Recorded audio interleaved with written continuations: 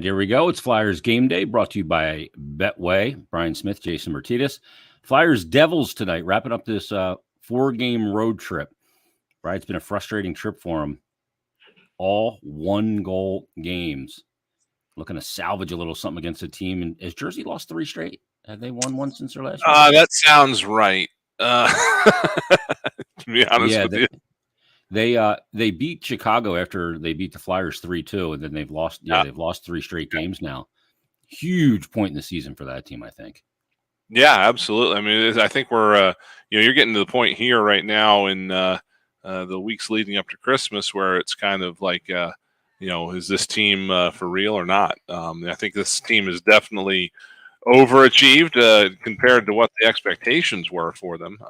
Maybe their expectations were not necessarily as low as some others, but I don't know that a whole lot of people thought that they would be at this point here in this season, but here they are. And, now it's going to, you're going to kind of see here, I think, coming into this, end of December where, folks start to kind of separate themselves from the pack. We'll see if they are for real or not. And they've certainly looked like it right now. I mean, you cannot poo-poo a 21-6-2 record in any way, shape, or form. But they still have a lot of hockey left to play. Yeah, the underlying numbers on them are good too, and they look like a team to me that's a prime candidate team to do some addition at the deadline. They really do. Oh yeah, yep, absolutely. I think Tom Fitzgerald pushes some chips in for a market that's been kind of getting a promissory note that they're going to improve, but didn't until this year. So I think he's going to get a little insurance there in New Jersey to try and help him out. Real quick, let's get to the general manager, or not the general manager, excuse me, the head coach. I'm all over the place. Long road trip. John Tortorella met with the media today, and we don't play him all the time before games, but I thought he was again today incredibly transparent to the point. And I think this is worth hearing for our pregame audience. So let's get to this right now. This is John Tortorella earlier today addressing the media in advance of the Flyers-Devils game. John, do you expect Tony D'Angelo back? Is he with you guys? No. How's Zach McEwen doing? Not sure. Okay. So is Zach a game time decision, or? It'll be game time or after the pregame skate. We'll find out more after he skates at 11:30. With regards to Tony, do you have any idea when he might rejoin the team? I assume when you guys get home, or? No, Tony and I talked last night, and it was more or less about his family situation, not about when he comes back. So still not sure on that. Just to clarify on that, the first game he missed was a healthy scratch, and then the family situation came up. Just to make sure I have the timing right. No, he wasn't going to play the second game, but during that time when he was working out that morning, where were we? We Phoenix? Yes. Yeah. He had just finished his workout with the guys that skated that day, and that's when he found out about his family situation. Yeah. Carter Hart in net, Tony. Carter's in net. Yes. So looking back at Sandstrom, how do you feel like he performed, and how do you keep a guy game ready when he had sat so many? He was okay. And as far as game ready, that's what Dilly does. That's the life of a backup is just that. And I think I have a really good coach that keeps him ready. With how much you guys need offense, John, do you feel like Joel Farabee's pressing a little bit in terms of just trying to do too much? Have you noticed anything different in his game? He had some good shifts the last game. I think he's been very inconsistent. I do, and he's not going to. Well, I'm not going to let him hide behind his injury. I think it's plenty of time to get through that. I just think he's been inconsistent. And I think he's a really good player. I've seen him be a really good player. For a few shifts the other night, he looked really. That's why we had him on the ice with the goalie pulled, because we really felt it at certain times in that game he was playing well. We just need to get some consistency out of him. You mentioned that you feel like you don't want to opinion on the injury, but what do you feel like is at the root of that inconsistency? That's a tough one to answer. I don't have an answer. You'll have to ask him. It's all sorts of reasons, concentration. I don't know, but it's his job to be consistent. And he's a very important guy for us as far as if you're talking about offense and having some continuity through the lines. You can see it sometimes, you can't. But I don't have an answer for you as why he isn't. You talked about putting James with guys who are inexperienced to provide that learning experience. When it comes to Joel, I guess how do you try to match him up with different people on lines to try to pull out that consistency, or Joel, what you know he can do? it sometimes it's not just me trying to pull it out of him. It needs to be him. When I put lines together, depending on during the game or within the game itself, you try to find something that matches. Sometimes you stumble upon it, but I'm not spending my waking hours trying to figure out something to help Joel Farabee. Joel has to help himself. So it's a little bit of both, I guess, is the way I'm answering it. With regards to Cam York, when he was sent down at the end of camp, you said that you needed to see him be more assertive. Mhm. You wanted to see him control the play more. Has he, I guess, met your expectations in that regard? Yeah, and not just the things you really see, like up the ice, joining the play. I think he's really done a great job escaping and getting us out of our end zone. But the thing I like about his game, and no one talks about it, is I think he's been good around our net defensively too. I think he's tried to be physical, boxing people out, closing people out in the corners. He's answered the question I had for him when we sent him down. When are you going to try to make a difference? And I think he's trying to show us that. And I think in the short minutes that he's played, or the few games he's played, I think he's done a really good job. I know it's still an unknown, obviously, with regards to when Tony's going to be back. That depends on the family situation. But is Cam here kind of not to replace Tony long term, but like, is he in for Tony when Tony's back? Cam will go back down, or is he going to stay, you think? No. Right now, Cam, as far as I'm concerned, the way he's played, he's here. And but that could change in a week. And I really do believe that that minor league, when he went down there and played a ton of minutes, and I think Lappy and his staff has done such a terrific job with him, it worked. That's what the minor league's about. I think everybody got up in a little bit of dander because we're sending Yorkie down there. We don't like him or whatever it may be. It was the right thing for him at that time. And I think I've really, it just shows me so much. I just respect that league so much as far as what it can do for a player to get to be a pro. And I think it's working for Yorkie. Is he done there? I don't know. But for right now, I like what he's done here in the National Hockey League. Kind of as a follow-up on that, to bring up Cam, you guys sent down Igor. Mhm. Are you, when you're looking at kind of this decor, we talked about the concept of like, you're trying to develop, you're also trying to win because you owe it to these guys. Would you, like, do you look at it as you would only want to have one of those young guys up at once and focus all your attention on them? Or Nope. would you have both up at the same No, time? it could be both. It could be both. I also have to understand where we are with the team right now in the standings and all that stuff.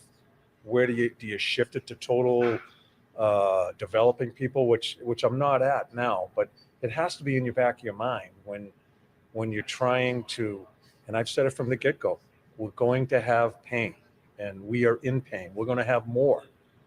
But does that stop you from what your goal is? And the biggest goal for me is to get the process going in the right direction as far as developing a foundation of this team. So I guess in a long-winded answer to your question is, it would not bother me at all to have two young guys here.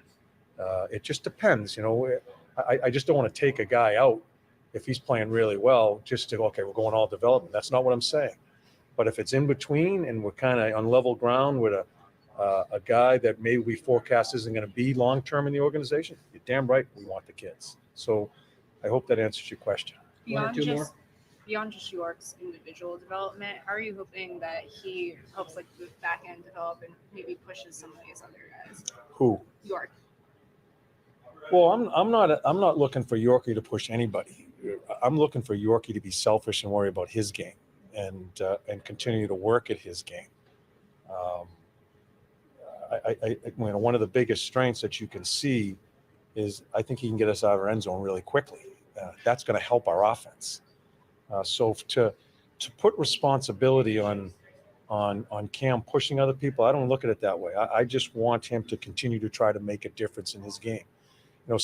People think selfish is a bad word, calling a player selfish. You want to be a really good player in the National Hockey League, you have to have some selfishness. That's what he just has to worry about himself and what he has to do as a player to stick here. In your experience developing young defensemen, how do you get them not just to have a couple good games, but to achieve that sense of consistency. Yeah, and I think that'll happen when how he answers when he has a tough game. I think those are signs we look for as a coaching staff when there's some major struggles of the game. How does he bounce back the next game? How does he bounce back with some coaching, different type of coaching, maybe in different situations? How does he handle that? The biggest thing with Cam is I don't want him worrying about mistakes. I want him to have the right mindset. That's what bothers me the most. Is I just watch him through camp and just kind of get through camp. I want him to have a mindset of making a difference, and I think that's what he's brought here, and that's what he has to stay on top of. Mistakes are going to be made. I just want him to. If he makes a mistake, I want him to go right back out there and try to make a difference, not hide in the weeds. All right, there he is, Flyer head coach John Tortorella addressing the media. I think we heard a very similar message, Brian, two guys, on Joel Farabee and Cam York. It's up to them. Tort's job is not to get them fired up, get them ready to play and push the pace and become everyday NHL players. It's coming. I love this no coddle approach that he's taking.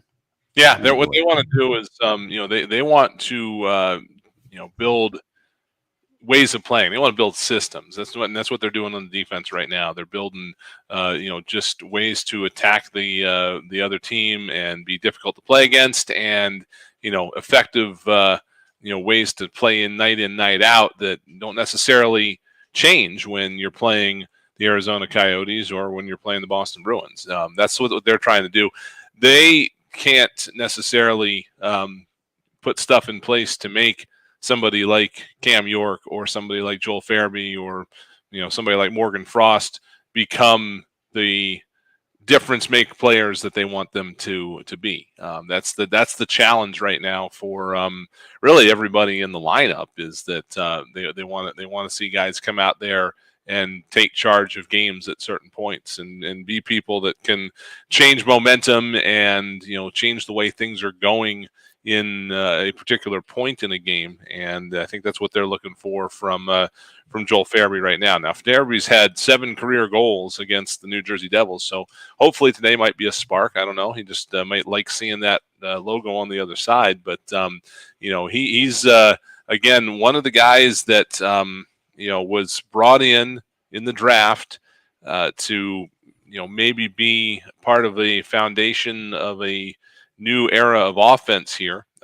As I recall, his draft year was the same year that the Flyers traded Braden Shen, and the thought at the time was that you got Nolan Patrick, you got Joel Farabee.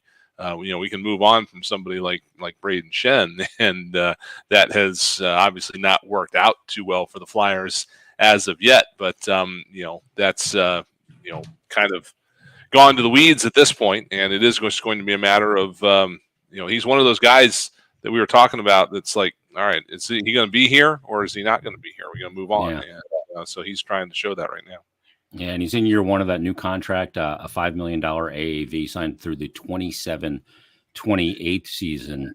And I love Torts goes, I'm not spending my waking hours trying to figure out how to get more from Joel Farabee. Yep. He needs to do that. There'll be more pain. Yeah, and I've seen some chatter about these contracts and stuff.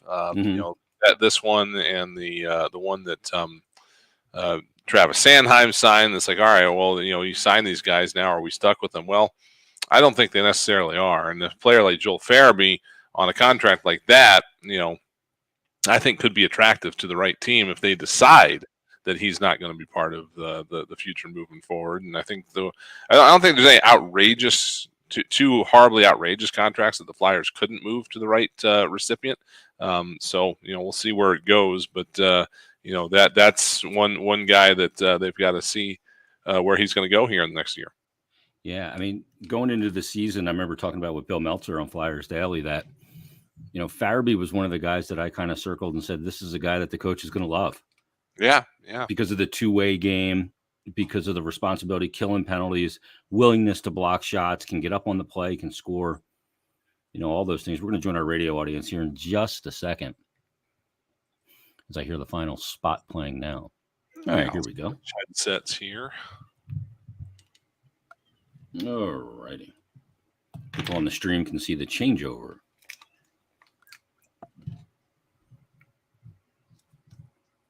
Yeah, it's Jason Myrtetus, Brian Smith. Final game of a 4-game road trip for the Flyers that has ended in 1-goal defeats in all 3. 2 points so far on the trip of a possible 6.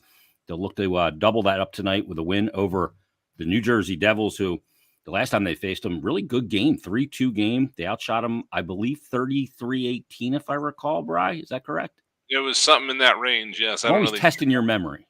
Yeah, it was a game that they pretty much controlled play, and that was one of those games here along this stretch where they probably deserved a better fate, but they've been showing that they can play the right way, especially defensively, and now they just got to figure out the goal scoring side. But that was again a Jersey team that particular night that was chugging along, but the Flyers made them look not all that great. And I remember the next day Tortorella was talking about, the Devils this, Devils that. I don't know if did they just come back from Edmonton? I think they did. Yeah, remember they traveled all the way back across the country. So people were saying, they were flat and stuff. Well, Tortorella said, I'd like to think we had something to do with that, and I think they did. Yeah, it wasn't just that they were flat; it was the Flyers played them well, and so they played them well a couple times this season. They won one of them back on opening night, so hopefully they've got that in their tank again tonight. Tell you what, even though the game was a loss, I think it was their best played game of the year. At the time, there were folks saying that. Yeah, I mean, it was just a very, very well executed plan of attack in terms of defending that team, and again, it just did not generate quite enough offense for them to pull that one out. Yeah, and that's going to be the big key again is for this team is going to be, can they generate enough offense? So let's take a look at the lines for this game tonight. Here they are from warm-ups in New Jersey. Always compliments of Olivia Reiner's Twitter. She does a great job getting these out. We appreciate it, Olivia. Thank you. Here's the lines. Frost playing with James Van Riemsdyk and Owen Tippett. No shock there. They've been good together. They stay together. Noah Cates centering Kevin Hayes and Travis Konechny. That line not changing either. But here's where we get some changes. Ole Lixell was recalled today. Scott Lawton's going to center Ole Lixell and Joel Farabee, the aforementioned, and Lucas Sedlak centering Nick Delarier, and it looks like Zach McEwen back in the lineup after missing the last game. He's been banged up a little bit. So you have your kind of your chalk fourth line there of players that are fourth line players. But Ole Lixell comes into the lineup tonight, Brian. And I know early in camp, he really peeled back the eyes at Torts a little bit, making plays every time, they watch a practice or a scrimmage. He was making plays and who is that guy? Oh, that's Lixell again. Oh, who is that guy? Then he kind of ran out of steam. And, as the level got higher, he wasn't able to match it. He goes down, so he gets an opportunity tonight. Yeah, and it was interesting the way it developed because he was not at morning skate. He was summoned from Allentown at some point, I assume, relatively late. Obviously, Allentown is probably the second closest city to Allentown other than Philadelphia, so it wasn't hard to get him there. But Patrick Brown did skate at the morning skate today, and then Lixell was called up in the afternoon. And at that point, we thought, all right, well, maybe McEwen's not quite ready to go, but he does take the pregame warmups here tonight, so it does look like it's Willman and Brown coming out.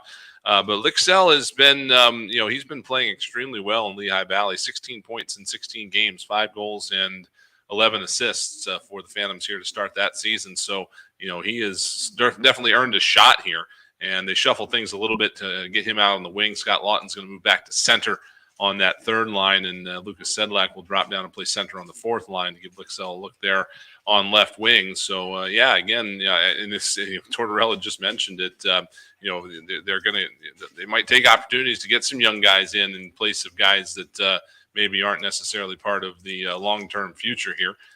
Not a knock on Patrick Brown or anything like that, but the Phantoms they've been off all week. They've got 2 games coming up here tomorrow and Saturday. I think a home and home with Providence. So it's certainly not a not a big lift to get him up here and get him in, get him a look and see how he shapes up at the NHL level. Yeah, I like putting him out there with 2 defensively responsible players, too, in Lawton and Farabee. I think that's a good place for him to not overwhelm him and his responsibility defensively.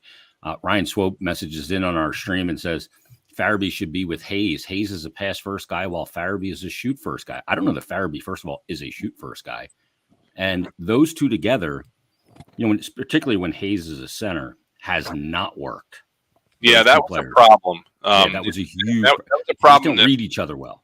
Yeah, with Hayes, when Hayes was playing center, Farabee was having a hard time reading off of him, knowing where he was going to go. And so that wasn't working out. Then while Konechny was injured, they took another look at them together, but they made them both wings, and they put Noah Cates between them, I think, to give them a look. And that actually did work pretty well, I thought.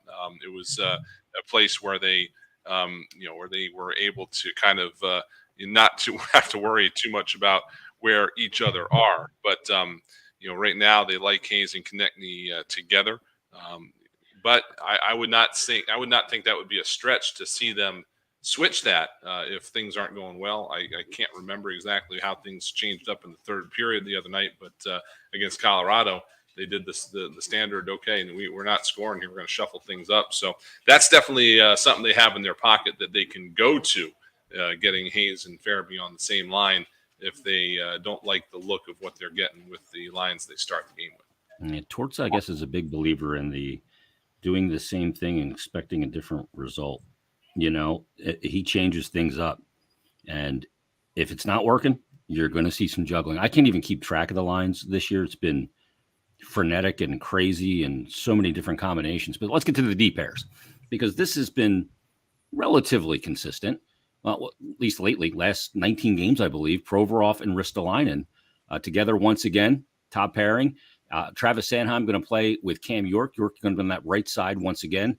And then Justin Braun on the right side of the third pair, along with Nick Seeler and Carter Hart back in net for the Flyers tonight after Felix Sandstrom went in that game the other night against Colorado. So Hart gets the start against the New Jersey Devils. And it's the Flyers and the Devils tonight. This 4-game road trip will come to its conclusion tonight. Then the Flyers are going to come home for 2 games. They've got the Rangers on Saturday night, and then the Flyers will have their last home game of the calendar year 2022 coming up on, I think, Tuesday night, and that would be against the Columbus Blue Jackets. Then they're going to head out to Toronto, Carolina, San Jose, Los Angeles, Anaheim, and they'll return back in January to Wells Fargo Center. But this tonight, Bri, you've got 2 points on the trip, 2 of the OTL points, or as I call them, the loser points. And you got a chance, though, to get 4 of a possible 8 if you can find a way to get a win tonight over this Devils team. Yeah, and traditionally, that's what you want to do. You want to play 500 hockey on the road and, get half the points that are available to you. That usually does come, however, with playing about 700, 750 hockey at home, which the Flyers certainly are not doing. But, the definition of a decent road trip usually is 500. If you can get more than that, that's even better. And so, they have an opportunity to do that tonight, despite not coming back with a whole lot from the Western Conference games. All right, it's the Flyers and the Devils, and they've made their way back east. That would be Tim Saunders and Steve Coates. They are at the Prudential Center, ready to bring you the countdown to face-off and all the first period action between the Flyers and the Devils. You've been listening to Flyers Game Day, brought to you by Betway on the Flyers Broadcast Network.